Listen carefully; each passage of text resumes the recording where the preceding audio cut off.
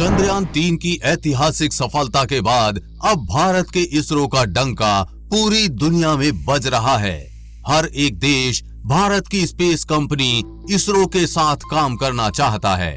इसी की एक झलक आपको चंद्रयान-4 मिशन में देखने को मिलेगी, जब भारत के इसरो के साथ जापान की स्पेस कंपनी जाक्सा, अमेरिका की स्पेस एजेंसी नासा और यूरोप की स्पेस एजेंसी ESA मिलकर चांद पर एक मिशन भेजेंगी, जिसका नाम ल्यूपेक्स रखा गया है। पूरा नाम जाने तो lunar polar exploration mission. Bharat में ये मिशन चंद्रयान-4 के नाम से जाना जाएगा।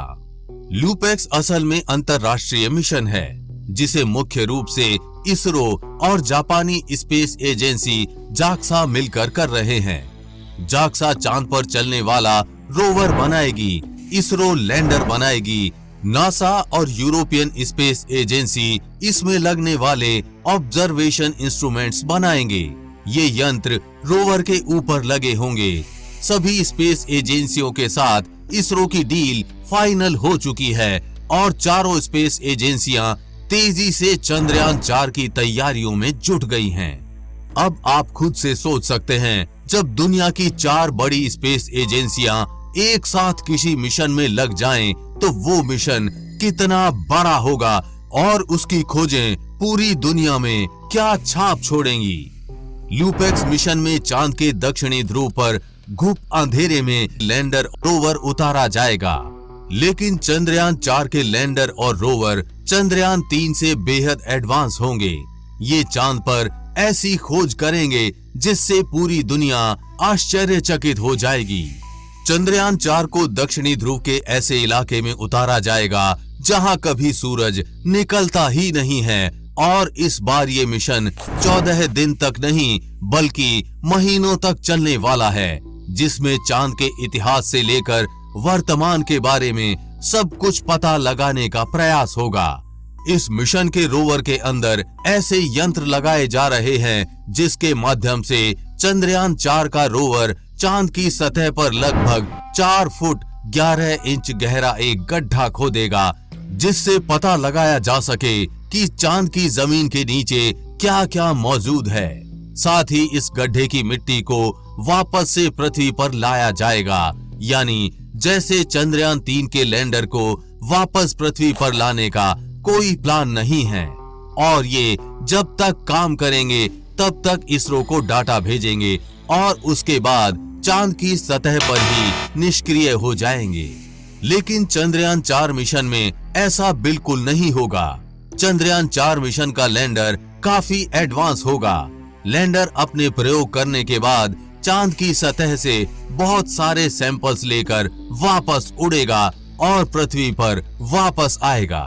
इसकी एक झलक आपने कुछ दिन पहले देखी थी, जब चंद्रयान-3 को इसरो ने चांद की सतह पर वापस उड़ाया और उसकी लैंडिंग की जगह बदल दी। ये प्रयोग चंद्रयान-4 मिशन के लिए किया गया था, यानी इस बार हमारा चंद्रयान चांद पर जाएगा भी और वहां से बहुत सारे सैंपल्स लेकर पृथ्वी पर वापस आएगा भी। इस मिशन का लैंडर इसरो को बनाना है, इसलिए इसरो ने इस प्रयोग को अंजाम दिया। चंद्रयान-4 मिशन का रोवर जो जापान बना रहा है, ये भी बहुत ही एडवांस होगा। ये लगभग 4 फुट जमीन खोदने के साथ साथ चांद की रातों में काम करने के लिए भी बनाया जा रहा है। जैसा आपको पता होगा कि अभी चंद्रयान-3 मिशन चांद के दक्षिणी ध्रुव पर नहीं बल्कि दक्षिणी ध्रुव के सबसे करीब 600 किलोमीटर दूर एक ही स्थान पर उतरा है। इसकी सबसे बड़ी वजह है रोवर और लैंडर का सूर्य की रोशनी से काम करना, जबकि इस बार जापान के द्वारा रोवर को इस प्रकार डिजाइन किया जा रहा है कि वो आसानी से बिना सूर्य की रोशनी के भी कार्य कर सके। इसके लिए रोवर के अंदर परमाणु ऊर्जा या फिर पोलोनियम का उपयोग किया जाएगा। इसलिए इस बार चंद्रयान-4 की लैंडिंग चांद पर दक्षिणी ध्रुव के पास नहीं बल्कि घुप अंधेरे वाले दक्षिणी ध्रुव पर ही होगी। जैसा कि हम आपको बता चुके हैं कि चंद्रयान-4 का रोवर चांद की सतह पर 1.5 मीटर या 4 फुट 11 इंच गहरा गड्ढा खोदेगा। गड्ढा खोदने से पहले रोवर मिट्टी के अंदर मौजूद पानी की खोज करेगा। इसके लिए वो लेजर तकनीक की मदद लेगा। लेजर को जब मिट्टी के अंदर पानी की मौजूदगी दिखाई देगी, तब वो अपने ड्रिलिंग मशीन के जरिए मिट्टी का सैंपल जमा करेगा।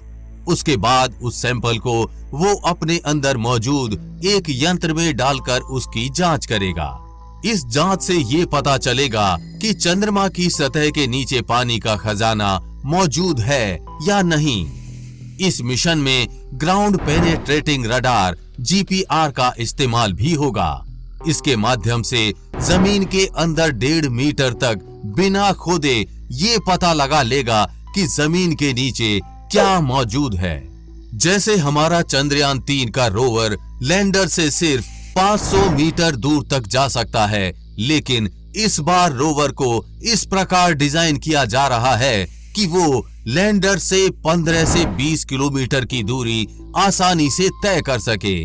और इस बार चांद की रातों में चंद्रयान 4 के रोवर को स्लीप मोड में डालने की भी जरूरत नहीं होगी, क्योंकि इस बार रोवर चांद पर रात हो या फिर दिन काम करेगा और उसका डाटा हम सबसे शेयर करेगा। चंद्रयान 4 के रोवर और लैंडर का कुल वजन 6000 किलोग्राम होगा, जबकि पेलोड का वजन 350 किलो के आसपास होगा। लूपेक्स मिशन को लेकर चारों देश भारत, अमेरिका, जापान और यूरोप के साइंटिस्ट काफी सकारात्मक हैं। इस साल अप्रैल में जापानी डेलीगेशन भारत आया था। डेलीगेशन ने चंद्रमा पर लैंडिंग साइट के बारे में इसरो से बातचीत की थी। आइडियाज शेयर किए गए थे, साथ ही अन्य लैंडिंग लोकेशन को भी खोजा गया था। ये मिशन 2026 से 2028 के बीच पूरा हो सकता है। इस मिशन के बारे में केवल अभी यही जानकारियां सामने आई हैं। ये मिशन इससे भी कहीं ज्यादा एडवांस हो सकता है। चंद्रयान 4 में रोवर और लैंडर ही भेजे जाएंगे। इस मिशन में इंसानों को भेजने का कोई प्लान नहीं है।